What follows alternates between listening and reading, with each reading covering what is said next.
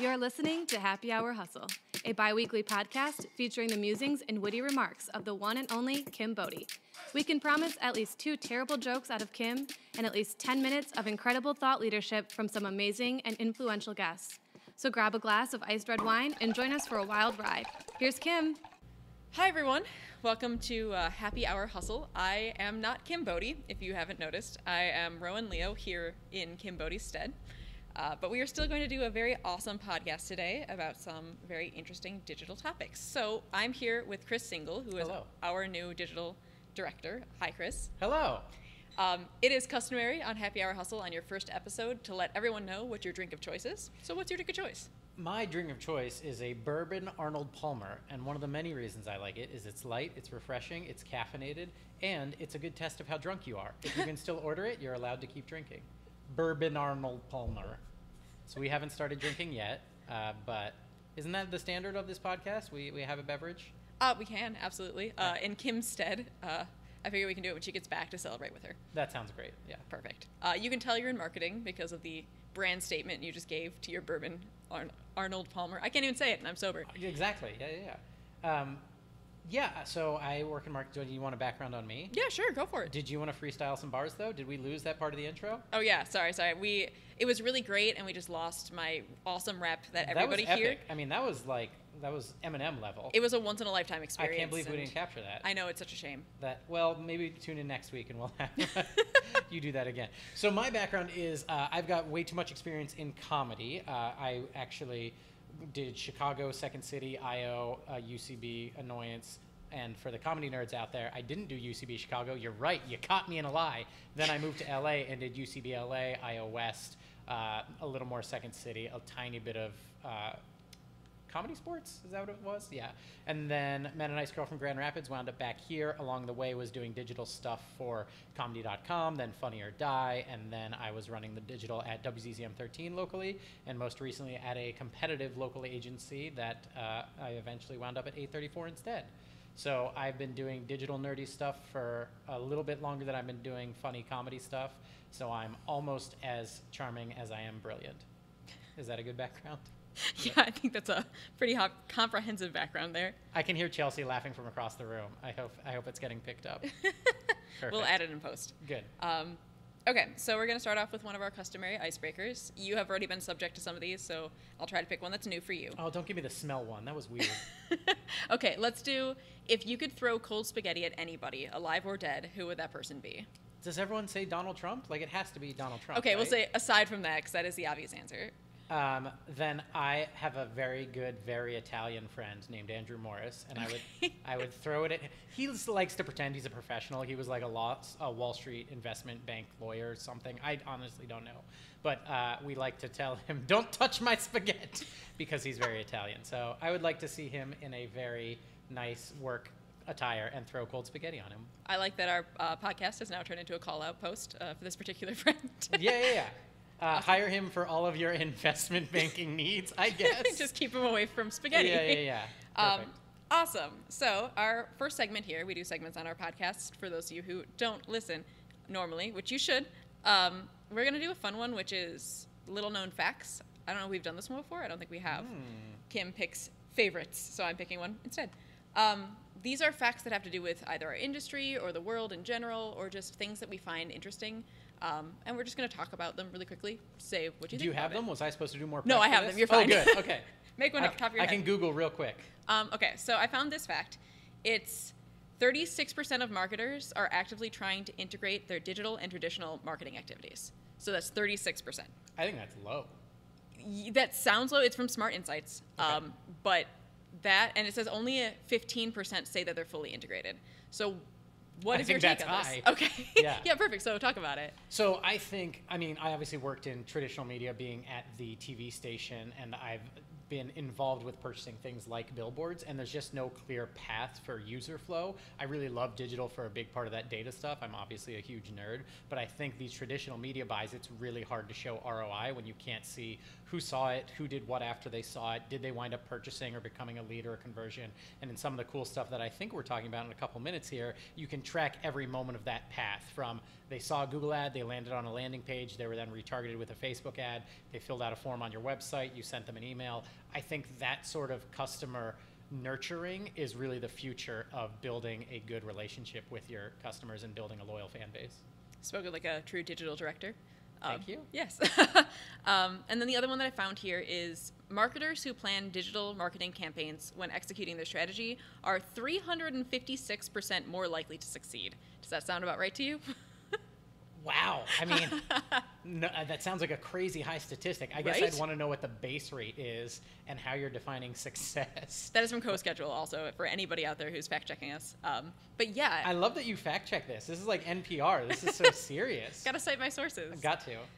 But yeah, I just thought that was really interesting that apparently like people always say digital really, really helps, but to Yeah. see a number behind it like that is like astronomical. Yeah, I really like that number, and I'm curious to see how they are defining success when you don't have digital, because are you just hoping that I've even seen people buy a billboard and then they see an uptick in, applications, but was that a seasonal thing? Can you really tie it back to that billboard? Can you see that these people drove down that highway and looked for this long? Like, how do you possibly know that? So yeah, I would absolutely say that's a reasonable number of tying it to your digital performance is a much better way to measure success. Perfect. Yeah, so we take issue with our 15% and the other one, but we're totally fine for over 300. Yeah.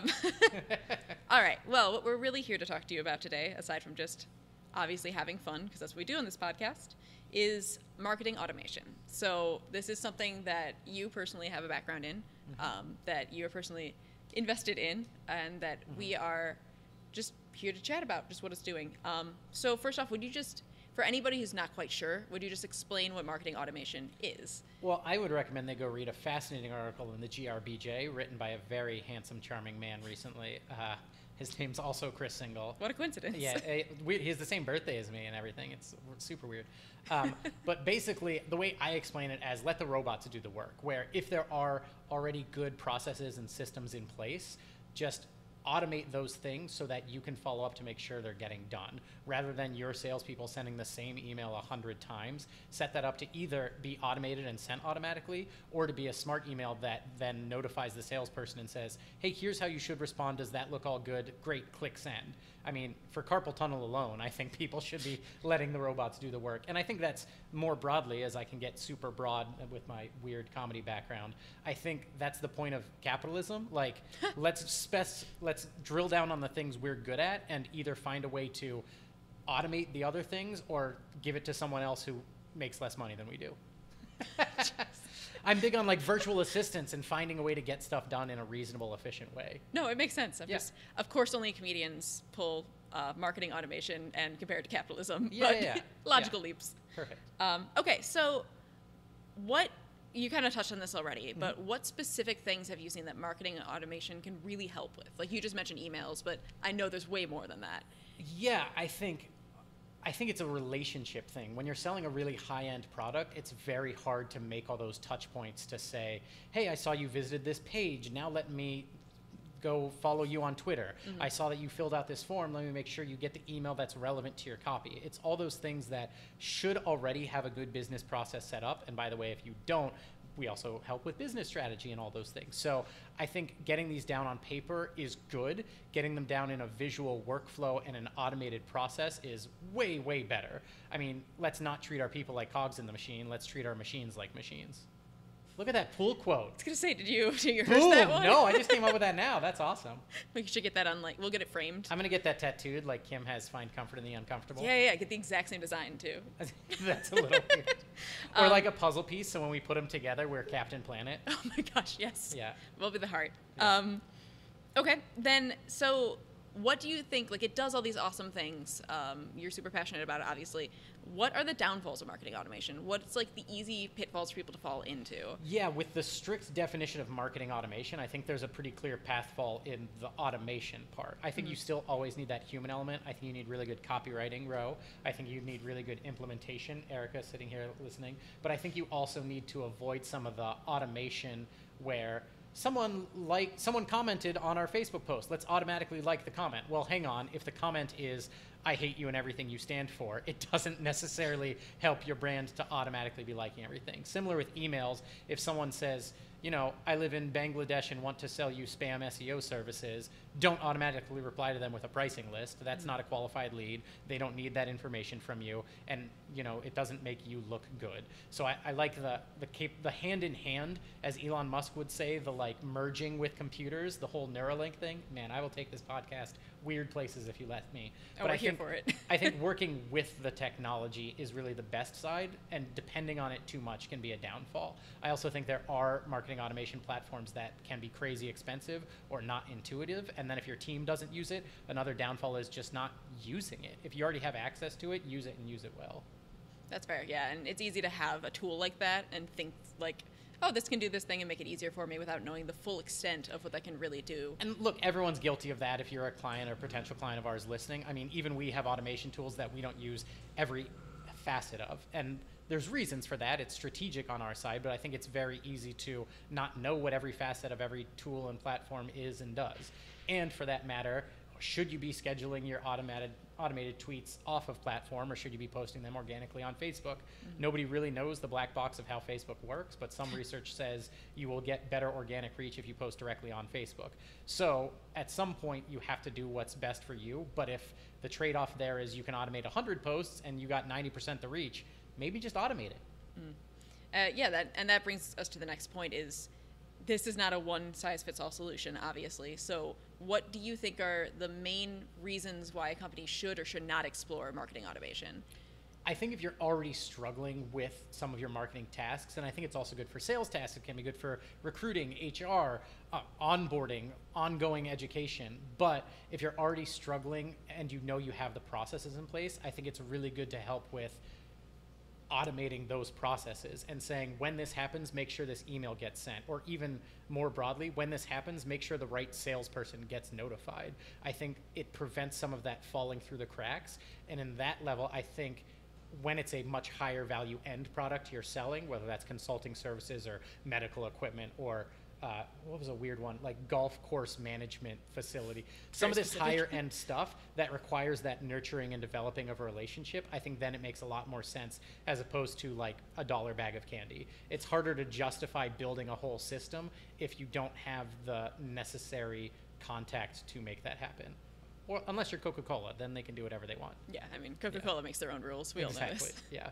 I'm just thinking like a low value product, unless you're selling a lot of them, it's hard to build that process correctly. Yeah, if your conversions aren't worth a lot, like financially, not in terms of... And again, even more broadly, if your company has already determined what a conversion is and what it's worth to you, I think the next step is figuring out how to automate those conversions. If you haven't done that, that's also something we can help with. I like all these very subtle plugs in here. I mean, it's our podcast. Oh, no, absolutely. We should be plugging ourselves. We can totally plug ourselves. Yeah. In the absence of Kim, we'll just do it for her. Also, Kim's so great and smart at everything she does. This is the segment where we just talk about how great Kim is. This is just a test of if she listens, right? Yeah. It's really true, yeah. Hi, Kim. Are you listening? Cool. So you talked about Elon Musk a bit, so that kind of hits us here with like that cyborg mentality of what is the future of this sort of thing? Like, where in your wildest dreams do you see marketing automation going and developing into? What's amusing to me is watching how marketing automation companies use marketing automation to sell marketing automation. And we just had a call 20 minutes ago with such a person. And I think they've now segmented it out in such a way that each person has a clearly defined role, and what they're best at, they can really shine through. Okay, this guy, we'll move on. But I do think that the end goal is to just let your humans be humans. As I said in the GRBJ article, that's the Grand Rapids Business Journal. You can find the link online and on my Instagram bio. And what is your Instagram? Single, Csingel. LE. If you Google Chris Single, I think is Chris Brown Single is still the first result, because he is way more famous than I am. But is he? Well, I think this was while he was dating Rihanna. That's a whole thing. So We won't go there. I think the end goal of automation is both to let your people be people, and as these companies develop, sort of like Google is, make it really easy to onboard and set these systems up so that you can say, here is what I want to happen. You figure out automation platform, how I get there. And will that ever be perfect? Maybe not, but will it be good enough for government work? Yeah. Do other people use that expression? Yeah, No? yeah. Okay. I think so, at least. I know what you meant. Okay. But yeah, that's that whole talk of how smart can AI get? Sure. And at what point does AI reach that boundary where it has to be a human behind it pulling the strings? And look, everything in digital marketing is changing every 2 years, if not faster. And I can then rant about the technology curve and Moore's Law and how the pace of change is only changing quicker as the pace of change changes. But as we relearn these things and figure them out, I think marketing automation will similarly go through a curve of, hey, let's Pareto principle this thing and put in 80%, get 80% of the results for 20% of the effort, because if it's changing in 2 years anyways, let's not spend 2 years perfecting it because it's all going to get scrapped. Yeah, which makes sense. I mean, that's how technology works. Yeah. Unfortunately, but also fortunately. I love it. It stresses me out when people don't love like the internet and digital marketing as much as I do, because it's like, this is where it's going. Like, get on board or get out of the way. This is a very biased podcast because 2 members of the digital team are sitting here, and I used to be on the digital team. So Yeah. if you don't love digital, sorry. I feel like you're still on the digital team. I feel like the cyborg is inside you. That's fair. I straddle that line between. Perfect. Awesome. So, is there anything else about marketing automation that you feel like people should know, or that you just wanted to bring up that I didn't mention? I also feel like a lot of people heard about this buzzword and automation and AI like 5-10 years ago and probably tried something, or they have an email platform that claims to do marketing automation, and it's just not what most people think it is. And I think the way we have it set up is super easy to get, and you can build visual workflows that shows, hey, when this happens, then do this thing, and lead scoring to say, when we have this type of lead, let's treat them this way. I just think it's gotten so much better and frankly so much cheaper for clients that now is really the time to be investing in it. Yeah, and I know people that looked into marketing automation a few years ago and thought it was this huge bundle of things, but seeing how different it is now, even just from a few years ago, is crazy. Like, there's so much that you can do with these platforms, with these services that, like, if you've never been in the back end of a marketing automation platform, or if you've never seen somebody use it, like, it will blow your mind to see what you can do and make your life easier with. Right. I mean, it's like we're talking about AI. If you can train the system to work well, you only need to train it once, and then, a million Teslas can now drive as good as I can. Probably better. Much better, actually. That's a running joke at 834 that I am by far the worst driver. It's a running joke because it's true. Chris, how many accidents have you been in? I mean, my insurance company doesn't need to know. I think 5, and I think I've reported all of them, and there might be more. He thinks 5, which is worth a note. Well, at least one of them was a hit and run, so like that wasn't my fault. And then the other 2 where I backed into cars were like, I mean, how much is that my fault, really? I mean, we'll leave that completely? one alone. That's completely my fault. Oh yeah, no, Erica's right. That's completely. Yeah, so I guess my point is the software just needs to learn something once, and then it spreads out effectively infinitely. And it's that cost of reproduction that's so crazy low that, I mean, it's Gutenberg's printing press for the internet age. I think setting it up right once can show incredible returns as opposed to the time and effort you would take to build one billboard. I don't know why I'm hating on billboards. I think they have their time and place, but yeah. This is not it. This is, I mean, not by my opinion, but. No, I agree with you. All right, so thank you for telling me all about marketing automation. If you are listening to this and you have questions, feel free to reach out to us. Obviously, if you don't know where to find us, we're 834design.com. But, so we have a rapid fire that we do to finish off here. Oh, gosh. Typically, Kim picks things from Grand Rapids, but I'm not originally from Grand Rapids, so I picked a different rapid fire. Yeah, I figured we'd go easy. So, I'm going to ask you a series of ors, like a this or that, and just respond with your choice. Okay. All right, so, coffee or tea? Coffee. Do you take it black? Or what do you put in it? There's not an or. That's not an or. No, I'm expanding upon I it. will take an or, like a OAR. Never mind, that's a dumb joke. do we need I to- often take it black, yes. Do we need to talk about the concept of yes-anding, Chris? Yes, and yes. Late nights or early mornings? Late nights. Okay. That's fair. I agree. Did you have a follow-up question? You paused. No. I like early mornings when I can do them. It's just, Ugh, right? Who wants to do that? Like that one unicorn of a day when you wake up at 4 a.m. and are super energized. I feel great at 5 a.m., but at 4 a.m., no, I'm going back to sleep. Yeah. Out of the question. Yeah. Ketchup or mustard? Ketchup. You said that like it's obvious. Who likes mustard? I do. Oh, man. Erica Over does. Ketchup? You're outvoted here. On a pretzel, sure, but... Erica says it depends. She's not mic'd, so I will talk on her behalf. Yeah. Cake or pie? Ooh, pie. Pie? Do you have a favorite? No, cherry pie, apple pie. Especially in West Michigan, I think they have a really good cherry pie. That's fair. Yeah. Yeah. They're like in West Michigan specifically, not like I've never North been Michigan. to East Michigan. I'm just thinking of like along the lakeshore. There's all those pie stands of like, come on in for fresh chick, come on down for some fresh picked cherry pie. I don't know, Jen. Jen is mouthing what is happening, and I don't know. This podcast is only brought to you by our bad Southern accents. Yeah, perfect. Fiction or real life? I need context. I guess fiction is real life. Real life. Isn't this all a fiction? I was gonna write fiction or nonfiction, but people don't always remember which one is which, so I wrote that Fiction's instead. the one that's fiction. Yeah, you'd think. I would say fiction because I think we're living in a simulation and it's all fiction anyways. Back to cyborgs. Yeah. All right, dogs or cats? Dogs. Like no hesitation. Indoors or outdoors? Indoors. What? We fought nature and we won. I'm staying indoors. Movies or video games? Video games.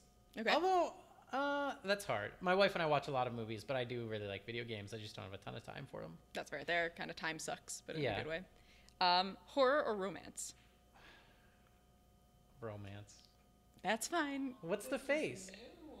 Erica says this is new. It's okay to be cheesy here. We support this. I feel like life is stressful enough that I don't need horror like added on. Why am I going to sit and be scared for 2 hours? That's fair. Although, like, Not Scary Farm or some of these like haunted Halloween parks are so cool. I feel like Halloween is its own brand of horror. That's Right. like junior horror. Like when the whole season's built around it, Yeah. it's a totally different experience. I completely agree with you. Yeah. Books or Netflix? I would need context. I have to say books, but there's a lot of good Netflix lately. I mean, like when you go home, would you pick a book or Netflix? Oh, Netflix. Okay, there we go. Yeah. I would like to say books. I don't spend enough time reading. I have my stack of books is getting bigger. That's fair. Yeah. You always like buy one. You're like, I'm gonna read this, then you set it aside and never touch it. I've bought, I think at this point, a couple dozen. I have several hundred on my reading list, and then I have a couple hundred that aren't yet in the library on a different reading list. It's like the reading list before the reading list. Like Exactly. The Like- JV reading list. And I don't know how to rank them. So this is, wow, a different turn for the podcast, but it was a weird moment of mortality where I was like, I might not finish all of these before I die. Like, if I read 10 books a year, I'm still not going to get through all these books. I like how you just said you don't like horror, and then we got really, really morbid in like another Well, that's minute. that's a existential horror is It still different counts, than, like, yeah. I guess, like, yeah, Babadook horror I'm into, just like, or It Follows. Everything is horror. It's true. It's Yeah. true. All right, and then our last one in the least rapid fire questions I think we've ever done: wine or beer? Beer. Beer. Do you have a favorite? You don't have to. I used to really like Brewery Provence Farmhand.